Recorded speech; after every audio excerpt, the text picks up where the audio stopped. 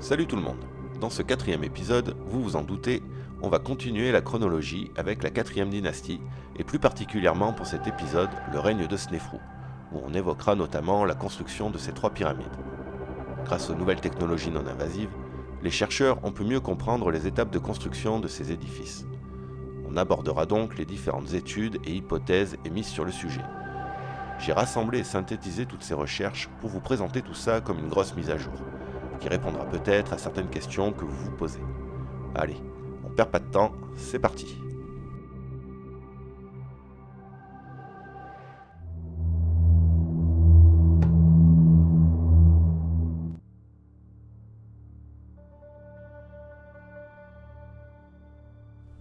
La quatrième dynastie de l'ancien empire égyptien s'étend sur une période allant d'environ moins 2600 à moins 2450. L'archéologie a livré 6 noms de rois présents dans la liste d'Abydos, dont les règnes sont absolument certains du point de vue des chercheurs. Mais il est aussi possible que 2 ou 3 autres rois aient régné. Les listes de Saqqara, d'Abydos et du papyrus de Turin datent toutes du Nouvel Empire, soit près d'un millénaire après la quatrième dynastie. Quant à celle de Manéthon, elle est postérieure de plus de 2000 ans. Aussi sont-elles à prendre avec précaution. Les listes donnent systématiquement un 8e roi, dont aucune trace contemporaine de la quatrième dynastie n'a été retrouvée. Mais il n'est pas impossible que ce dernier ait régné, d'autant que la fin de la quatrième dynastie est peu connue.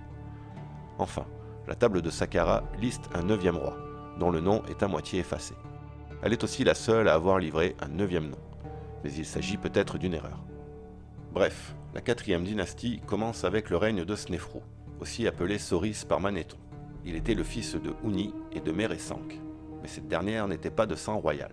Sans doute était-elle une concubine de Houni, mais rien ne permet de l'affirmer. Si tel a été le cas, son fils Snéfrou a épousé une de ses demi-sœurs, Étépérès Ière, la mère de Khéops, elle-même fille d'Houni, de façon à confirmer par le sang la légitimité de son pouvoir. Cette filiation démontre bien la complexité des généalogies des dynasties pharaoniques. De plus, comme je vous ai déjà expliqué dans l'épisode précédent, le papyrus Pris, datant probablement de la XIIIe dynastie, donne une indication importante sur la succession de Houni dans la colonne 2, ligne 7. Ce texte dit qu'à la mort du roi Houni, le prince Snéfrou fut élevé au rang de roi bienfaisant dans tout le pays. Il régna environ 24 ans, mais peut-être plus, et fut un grand constructeur. 3 pyramides ont été érigées de son vivant, la pyramide de Meidoum et les 2 pyramides de Dachour, la rhomboïdale au sud et la pyramide rouge au nord. Toutes ces constructions occasionnèrent des relations commerciales ou guerrières avec les pays susceptibles de fournir les matières premières, comme le Liban pour le bois de cèdre, la Nubie et la Libye pour la pierre, et on trouve aussi des traces d'une expédition menée au Sinaï pour le cuivre. Snéfrou rapportait de ses campagnes d'innombrables richesses, et la tradition a conservé un bon souvenir de ce grand roi de l'ancien empire. La principale différence entre la 3e et la 4e dynastie est que les anciens Égyptiens avaient compris comment construire des pyramides, et la création de ces dernières a permis à l'Égypte d'atteindre un nouveau niveau d'organisation et de prospérité. À ce sujet, Alexis Sédou se propose de nous en dire un peu plus. Alexis, c'est à toi. Salut et merci beaucoup de me permettre de revenir un petit peu pour parler des pyramides ici. L'étude des pyramides, c'est pas juste l'étude de structure, comme le pensent certains pseudo-chercheurs, parce que eux, ils fondent un peu leurs recherches sur des empilages de chiffres et uniquement sur les dimensions, les tailles de ces structures que sont les pyramides. En fait, une pyramide, comme toute autre structure, n'a pas de valeur par elle-même. Ce qu'elle apprend aux historiens, c'est beaucoup d'autres choses. C'est une source complète pour comprendre les sociétés qui nous ont produites. Les pyramides, ce sont des structures funéraires. On le sait, non pas parce qu'on suit des traditions ancestrales qui nous expliquent qu'on a toujours pensé que c'était des tombeaux, et donc ce sont des tombeaux. Non. On a des sources, très nombreuses, qui nous le montrent. Des restes de corps, les textes des pyramides, les temples funéraires autour de ces pyramides, les nécropoles, enfin plein d'indices, d'éléments, de sources qui nous disent que les pyramides sont bien à but funéraire, ce sont bien des tombeaux. Du coup, étudier une pyramide, c'est un ensemble de champs de recherche pour un archéologue. C'est de l'archéologie du bâti, bien sûr, mais aussi de l'archéologie funéraire, de l'histoire des religions, des croyances, de l'histoire des représentations, ou bien sûr de l'histoire politique, parce que construire une pyramide, c'est pour le souverain. Et aussi, ce que nous apprend une pyramide, c'est l'importance durant l'Ancien Empire, et puis le Moyen Empire, parce que d'autres pyramides sont construites à cette époque-là, de créer un tel bâtiment pour un souverain pour son décès. Ce sont des croyances dans un au-delà, c'est la capacité aussi à une société de mobiliser une force de travail considérable pour construire une telle structure. C'est aussi la capacité à organiser une logistique, à mettre en place une économie autour de ces pyramides, à créer des endroits particuliers qui vont pérenniser la puissance du souverain. Tous ces éléments-là sont à étudier quand on étudie une pyramide ou un ensemble de pyramides. Depuis le début de la nobilisation, la capacité des sociétés à mobiliser des ressources économiques et humaines pour construire des structures s'est améliorée. Et la période égyptienne montre bien à quel niveau d'évolution, de mobilisation, de capacité d'organisation et d'administration l'Égypte pharaonique est arrivée afin de construire ces structures que sont les pyramides. Bon, on va rentrer dans le vif du sujet et je vais essayer de vous expliquer tout ça en détail. Tout d'abord, on va commencer par l'étymologie du mot pyramide. De multiples explications ont été proposées, notamment la racine grecque pyr égale feu, à cause de la ressemblance de la figure géométrique avec celle de la flamme. Certains croient que le mot vient de pi rama, signifiant la hauteur, le monument élevé. Pour d'autres, l'origine du mot pourrait venir des mathématiques égyptiennes et désignerait un escalier. Le comte de Volney tire l'étymologie de l'hébreu, bour a mit, signifiant le caveau du mort. Bref, le mot pyramide signifie donc tout simplement tombeau. Une autre graphie pourrait également convenir, ayant le même sens, comme la demeure du sarcophage.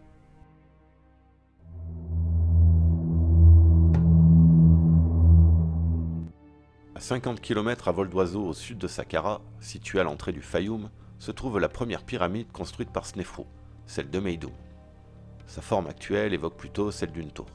D'ailleurs, les habitants de la région la surnomment Aram el-Kalab, la fausse pyramide. Son nom ancien est Djet Snéfrou, ce qui veut dire Snéfrou est stable. Chaque pyramide royale avait un nom qui lui était propre. Selon Vassil Dobrev, la pyramide de Meidoum serait un temple dédié au dieu solaire Ré. Bref, vous avez sûrement déjà dû entendre ou lire quelque part que la pyramide de Meidoum était la sépulture de Houni, voire même qu'il aurait débuté la construction qui aurait ensuite été terminée par Snéfrou. Mais cela paraît peu probable, car aucun pharaon n'a jamais terminé la sépulture de son prédécesseur. D'ailleurs, aucun artefact ni inscription portant le nom de Houni n'a été retrouvé dans et aux abords de cette pyramide. Une photo aérienne récente montre les vestiges d'un mur d'enceinte rectangulaire, aujourd'hui recouvert sous les sables, mais qui entourait autrefois la pyramide. D'une longueur de 236 mètres dans le sens nord-sud et d'une largeur de 218 mètres dans le sens est-ouest, ce qui démontre que la pyramide n'était pas isolée et faisait partie d'un ensemble très codifié. La cour fermée de la pyramide avait un sol en argile séchée. Sur le côté sud, il y avait une petite pyramide secondaire, ou pyramide satellite, dont les restes très endommagés ont été retrouvés par Flinders Petrie. C'est le plus ancien exemple de pyramide de culte, car évidemment, toutes les pyramides ne sont pas des tombeaux. Mais il y avait aussi les pyramides provinciales, comme la pyramide de Seyla, située dans la région du Fayoum, qui a été érigée par Snéfrou, car une des deux stèles retrouvées aux abords de cette dernière portait son cartouche, et sa construction serait antérieure aux trois autres pyramides édifiées par ce roi. La construction de Meidoum aurait débuté juste avant celle de la pyramide rhomboïdale. D'ailleurs, les égyptologues ont retrouvé des marques de carrier. Ces graffitis ont été inscrits à l'ocre rouge par les équipes chargées de la construction et de la mise en œuvre des blocs. Ils ont aussi remarqué que ces inscriptions étaient très similaires à celles de la pyramide rhomboïdale. Tellement similaires en fait que certains ont pu dire qu'elles ont été construites au même moment. Les archéologues ont dégagé environ 3000 blocs de pierre. Ces derniers présentent différents états de taille. Certains brutent de carrière, comme s'ils venaient d'être extraits. D'autres sont bien taillés et semblent prêts à être mis en place. Les études récentes semblent confirmer que la pyramide de Meidoum fut construite en 3 phases et devait être au départ une pyramide à degrés à 7 gradins. Apparemment, un premier changement eut lieu après quelques années, agrandissant la pyramide et la faisant alors passer de 7 à 8 gradins. La première technique de construction est la même que pour la pyramide de Djoser, avec les pierres posées en lit déversé de 15 degrés environ. Mais Pharaon voulait obtenir une figure parfaite. Alors démarra aux alentours du 15e recensement du bétail une 3e transformation, avec l'utilisation d'une 2e technique visible au pied de la pyramide. Elle consiste à poser les pierres à l'horizontale. Une fois assemblées, elles étaient parfaitement ajustées. Celle-ci visait à remplir les énormes marches pour donner à la pyramide des faces lisses. mais la pente était très raide, et les blocs de parement, posés sans liant, auraient fini par glisser, emportés par leur propre poids, et ou, peut-être, à la suite d'un tremblement de terre. On peut donc supposer qu'elle s'est écroulée pendant la dernière phase de la construction, quand les anciens bâtisseurs ont voulu donner à cette pyramide à degrés des faces lisses, mais le projet a échoué. Par ailleurs, ils avaient déjà commencé à construire la pyramide rhomboïdale selon le même concept. À la base de la pyramide, des traces d'un parement en calcaire de Toura nous montrent un contour d'environ 144 mètres de côté, avec un angle d'inclinaison d'à peu près 52 degrés. Avec toutes les données recueillies, les chercheurs estiment la hauteur originelle de l'édifice à 93 mètres, et aujourd'hui de 70 mètres. Les faces sont orientées sur les 4 points cardinaux, avec une certaine approximation. Des fouilles entreprises dans les années 80 sur le flanc est de la pyramide ont mis au jour une chaussée de plus de 220 mètres de long, ainsi qu'un petit temple funéraire où apparaissent sur les parois des inscriptions datant du Nouvel Empire mentionnant le nom de Snéfrou, car dans l'Antiquité, les Égyptiens lui attribuaient cette pyramide. Il y avait aussi à cet endroit une table d'offrande et 2 stèles monolithes qui sont aujourd'hui recouvertes de graffitis. Mais quand elles ont été découvertes, elles étaient complètement vierges. En principe, on trouve le nom du roi gravé à cet endroit, ainsi que le nom des dieux. Mais là, il n'y a rien. La seule explication valable, c'est que la pyramide n'a jamais été achevée. Peut-être à cause d'un incident, comme expliqué juste avant. La pyramide de Meydoum est considérée comme une transition entre la pyramide à degrés et la pyramide à face lisse. Gaston Maspero trouve à l'entrée principale qui se situe sur la face nord, à 11 mètres au-dessus du sol. Mais l'essentiel du travail fut réalisé par Flinders Petrie, qui pénétra pour la première fois dans l'édifice en 1881. Une descendrie assez raide qui traverse la maçonnerie sur une cinquantaine de mètres mène à un couloir horizontal dans lequel se trouvent 2 logettes faisant office d'antichambre. Au bout de ce couloir bas de plafond, un puits vertical par lequel on monte pour accéder à la supposée chambre funéraire, qui semble grossièrement finie comme inachevée.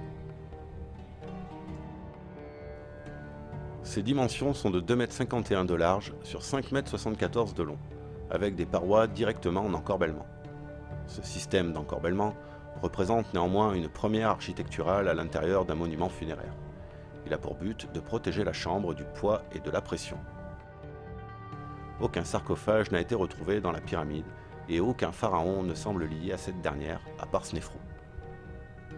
On constate, et il est très important de le mentionner, que les chambres au cœur de la pyramide sont situées dans la maçonnerie, contrairement aux premières pyramides comme celle de Djoser, avec ses pièces souterraines, creusées dans la roche naturelle de calcaire. Ce type d'innovation est une première évolution dans les monuments funéraires de l'Ancien Empire, la seconde étant les faces lisses. En 2000, les travaux des architectes Gilles Dormion et Jean-Yves Verdert ont permis de mettre au jour, à l'aide d'un ondoscope, 2 nouvelles pièces dans la pyramide. Il s'agit d'un passage découvert en haut du puits d'accès à la chambre funéraire inachevée. Ce court passage est suivi de 2 chambres de décharge avec voûte en encorbellement, comme pour la chambre funéraire, mais d'une facture soignée. Il n'y a d'ailleurs aucune communication entre ce passage et la dite chambre. La seconde découverte fut celle d'un couloir remontant dans le massif de manière parallèle à la descendrie que l'on emprunte en entrant dans la pyramide. Ce dernier est cependant obstrué après un cheminement assez long. Cette découverte a permis de réinterroger le plan d'ensemble de la pyramide de Meydoum. Ces espaces nouvellement mis au jour sont d'une ampleur presque égale au dispositif initialement connu. En 2011, Pierre Talley fait une découverte exceptionnelle située au Wadi El Jarf, où il trouve les vestiges d'un port artificiel servant sans doute pour le commerce et pour acheminer les matières premières pour la construction de la pyramide de Meydoum. Des objets portant le nom de Snéfrou ont aussi été retrouvés à cet endroit.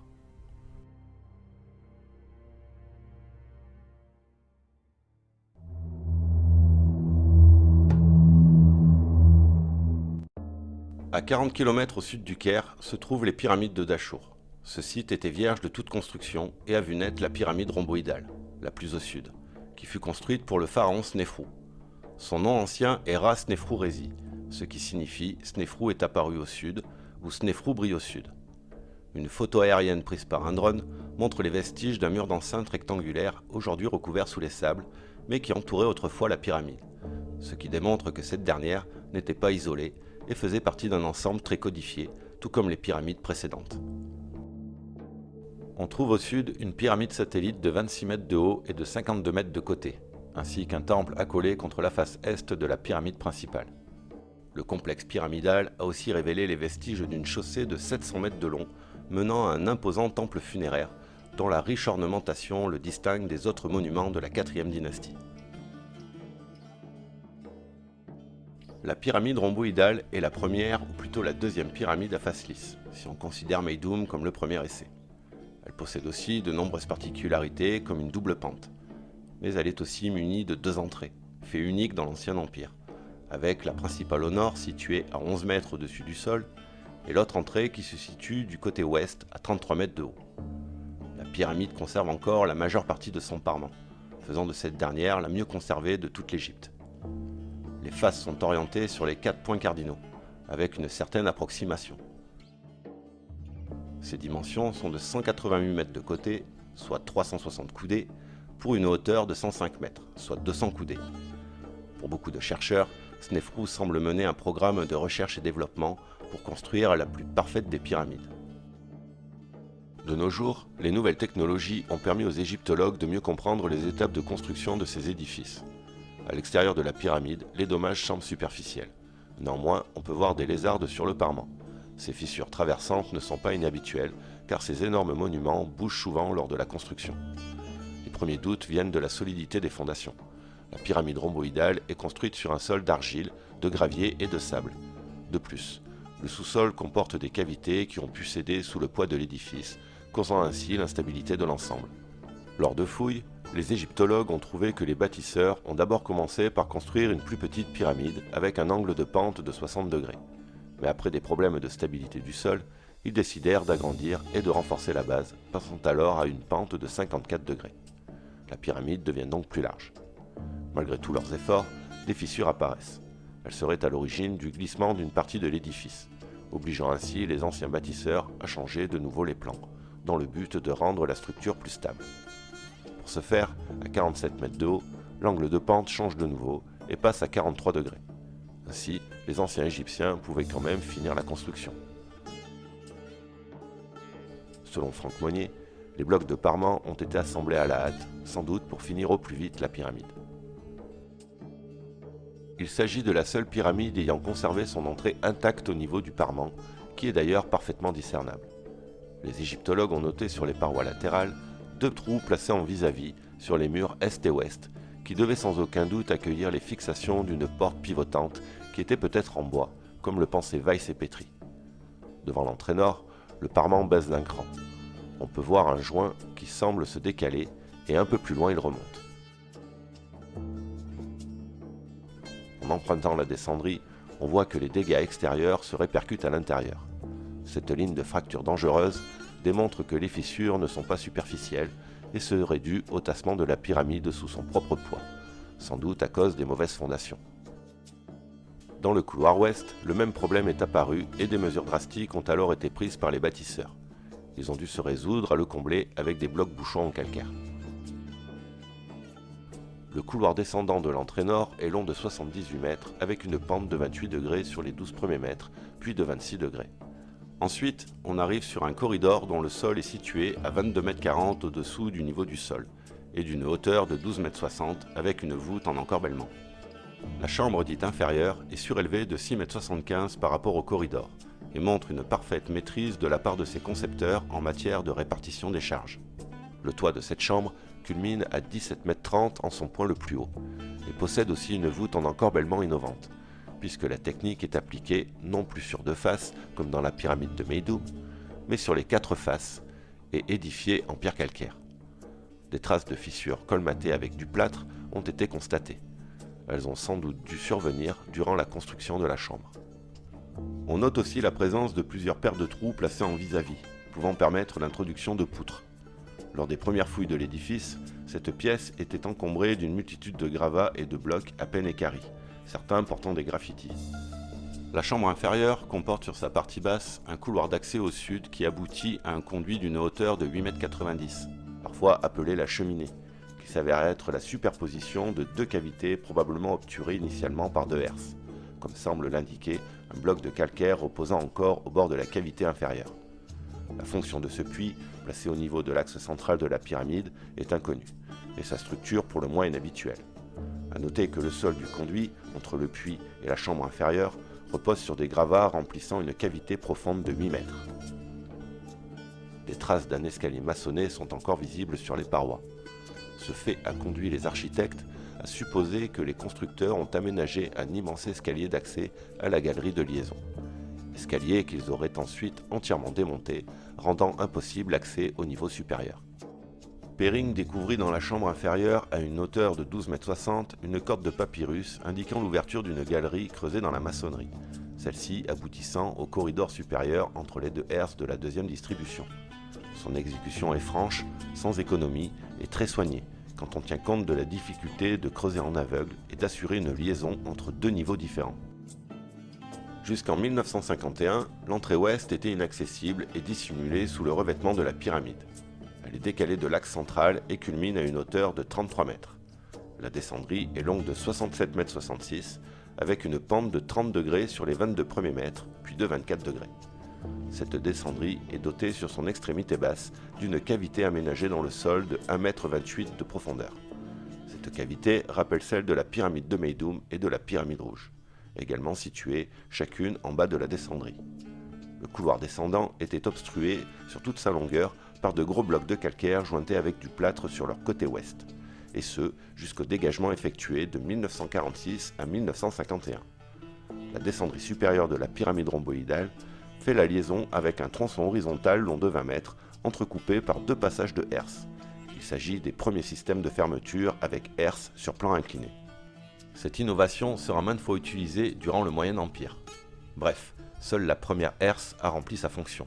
Elle fut plâtrée à l'intérieur comme à l'extérieur, ce qui permet de conclure que les anciens Égyptiens utilisèrent la galerie improvisée ainsi que la descendrie ouest pour sceller la pyramide. Entre les deux passages à herse, sous une dalle du sol, est dissimulé un large puits rectangulaire bien maçonné, s'enfonçant sur 4 mètres jusqu'au niveau du sol rocheux. La destination de cet élément reste un mystère. Toujours dans cette partie du couloir horizontal, subsistent 5 paires d'encoches placées en vis-à-vis sur les murs latéraux. La galerie de liaison entre les deux distributions débouche ici dans le mur latéral nord, juste après le puits. Le tronçon aboutit sur la chambre dite supérieure, possédant, comme la chambre inférieure, une voûte en encorbellement sur ses 4 faces, mais de moins bonne facture que la chambre inférieure. Gilles Dormion pense que les bâtisseurs ont retaillé les faces en encorbellement, ce qui a certainement contribué à fragiliser l'ensemble, mais aussi la mauvaise qualité du calcaire choisi, qui en est sûrement la cause.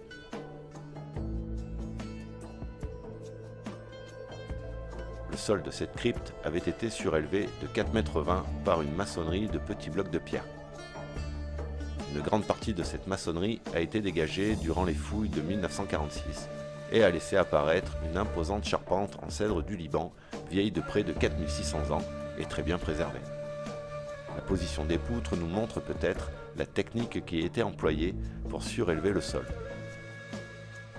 Enfin, l'attribution de la pyramide à Snéfrou est confirmée car son nom apparaît à plusieurs endroits ainsi qu'une stèle.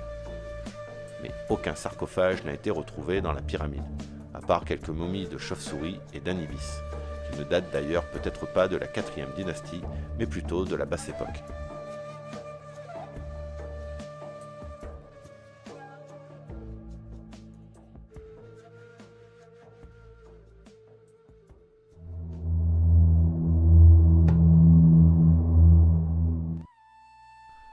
Si on se réfère aux annales égyptiennes, Snéfrou était un bon roi. Mais vous m'accorderez que demander à son peuple de bâtir une 3e pyramide pouvait causer certaines tensions. Selon Franck Monnier, il semblerait que d'après les inscriptions sur la pierre de Palerme, Snéfrou engagea ses troupes en terre étrangère, notamment pour amener du bétail, mais aussi des milliers d'esclaves pour aider au chantier des pyramides. La pyramide rouge est donc la 3e construction du roi Snéfrou, et représente la première tentative réussie de pyramide à face lisse. Elle se situe à Dachour Nord, près de la pyramide rhomboïdale.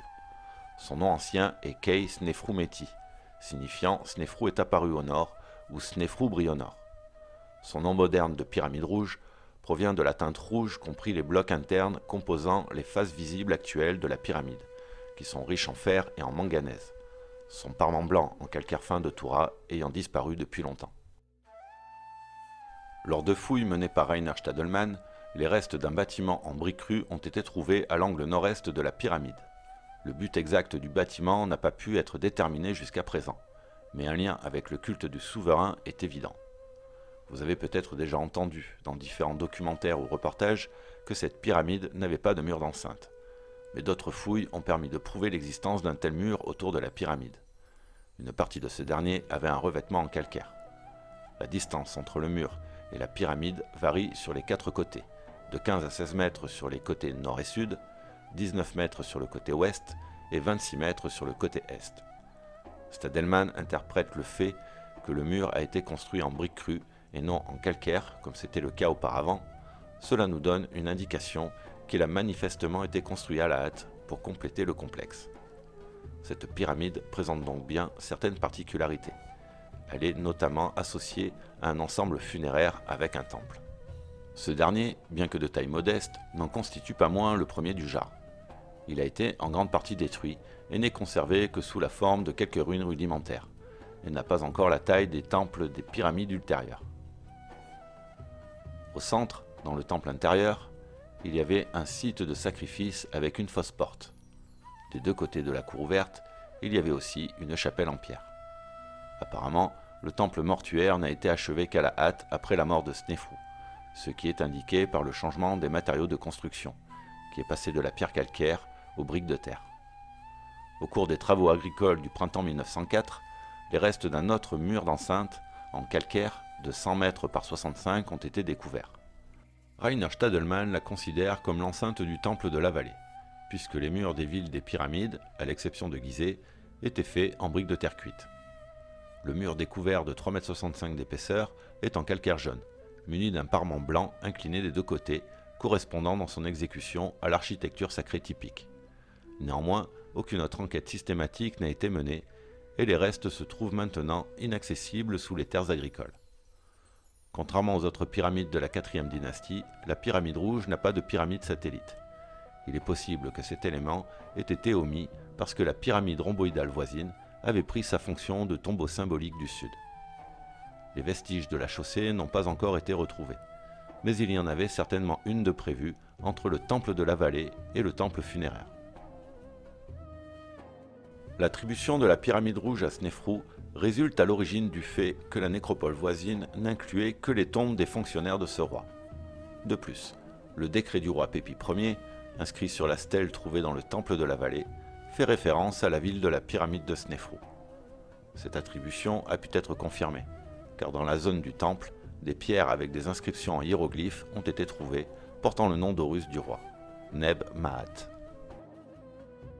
En 1982, des fragments d'un pyramidion ont été découverts dans les décombres devant le côté est de la pyramide rouge.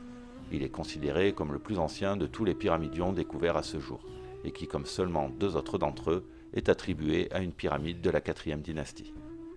Le pyramidion réassemblé et restauré est maintenant placé dans la zone du temple funéraire devant la pyramide.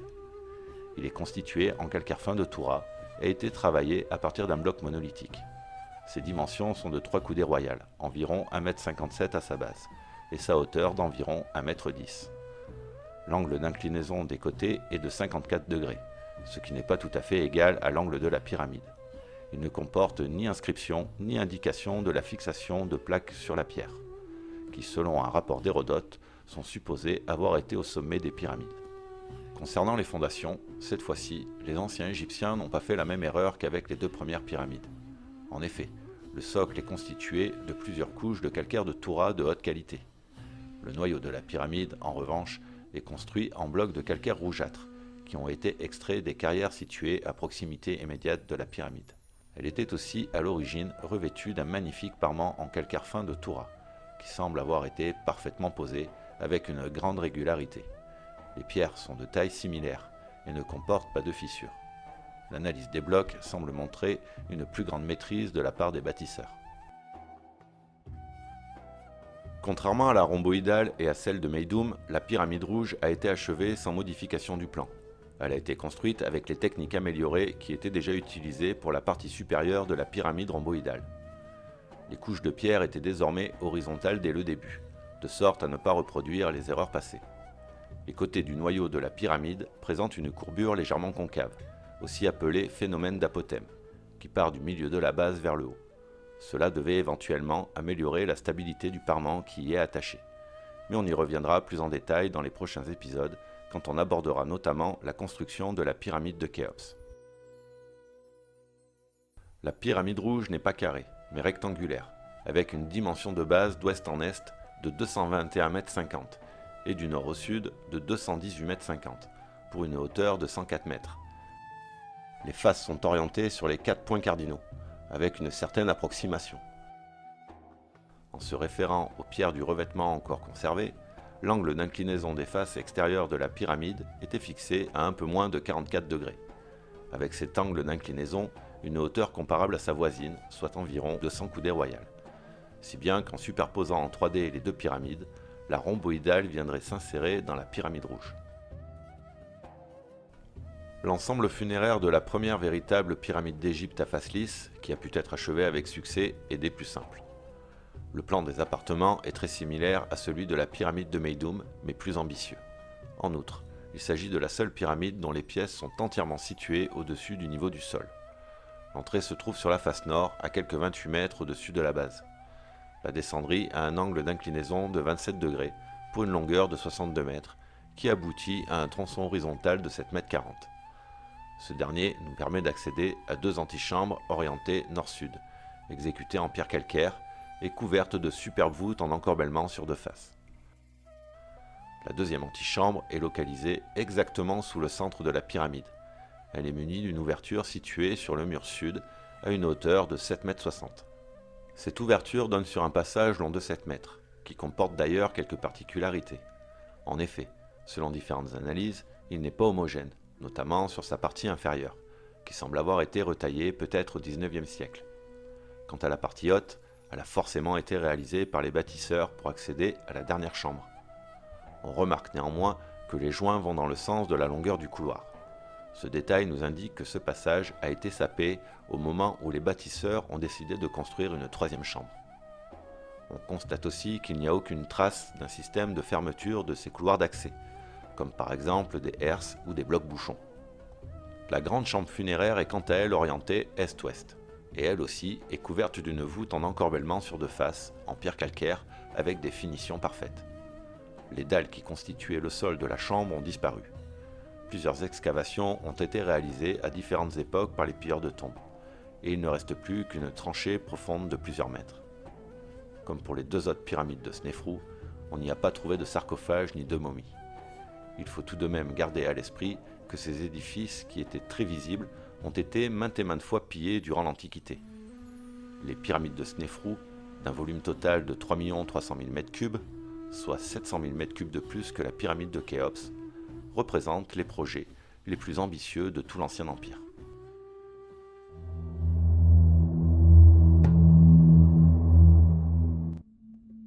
Tout d'abord, dans les civilisations anciennes, et spécialement en Égypte, on sait qu'il existe parfois des structures funéraires qui ne contiennent pas de corps. On les appelle des cénotaphes, et très souvent, elles ont pour objectif de montrer la présence après la mort du souverain dans des endroits différents, par exemple près de sa capitale et près d'un autre endroit qu'il vient de conquérir. De manière très étonnante, le souverain, le pharaon Snéfrou, fils de Houni, a fait construire 3 pyramides. La première, c'est celle dite de Meidoun. Elle est placée près du Fayoum, dans le nord de l'Égypte. Elle reprend en gros les formes des pyramides de la 3e dynastie et commence à opter pour des pans lisses. On pense qu'elle n'a pas été terminée parce que le souverain souhaitait se faire enterrer dans un autre endroit, très symbolique, la région de Dachour, pour reprendre et reconsidérer sa position dans le temps et dans l'espace. La seconde, c'est la pyramide dite rhomboïdale. Cette dernière comprend 2 types de pans, et ce que l'on pense, c'est qu'elle a été modifiée durant la construction parce que la première série de pans avait une pente trop forte, pesait trop sur la structure, un accident est intervenu, et donc on l'a terminée avec une autre pente, mais elle n'était pas très sûre. Du coup, la 3e pyramide, la pyramide rouge, construite à peu de distance de la précédente, a été construite en quelque sorte par sécurité, pour être sûr d'avoir un tombeau, où on pouvait enterrer le roi à la fin. Voilà. Pour certains, c'est la preuve que les pyramides ne sont pas des tombes, parce qu'effectivement, on n'a pas 3 corps à disposer, et donc pourquoi construire 3 pyramides? Il faut donc chercher l'explication ailleurs. C'est probablement, pour des raisons d'abord politiques, le déplacement de l'endroit où le souverain est enterré, puis pour des raisons techniques, que Snéfrou a fait construire 3 pyramides, et non pas parce que les pyramides ne sont pas des tombeaux. Après tout ce que nous venons de passer en revue, on peut considérer qu'après la pyramide de Sela, Meidum est le premier gros chantier de construction de Snéfrou. Il réalise une pyramide à degrés de 7 gradins, avec la technique de la pose des pierres en lit déversé. L'emplacement de la pyramide, proche du Fayoum, devait servir au roi à appuyer son pouvoir sur les régions situées loin de la capitale, mais aussi de lieux de culte. À ce stade, le chantier de la pyramide rhomboïdale débute, mais des problèmes apparaissent et les prêtres architectes décidèrent de reprendre le chantier de la première pyramide, celle de Meidum, comme on dit, au cas où. C'est la deuxième phase de construction qui débute. Elle passe alors de 7 à 8 gradins. Les réparations et le renforcement de la base de la pyramide rhomboïdale commencent au même moment.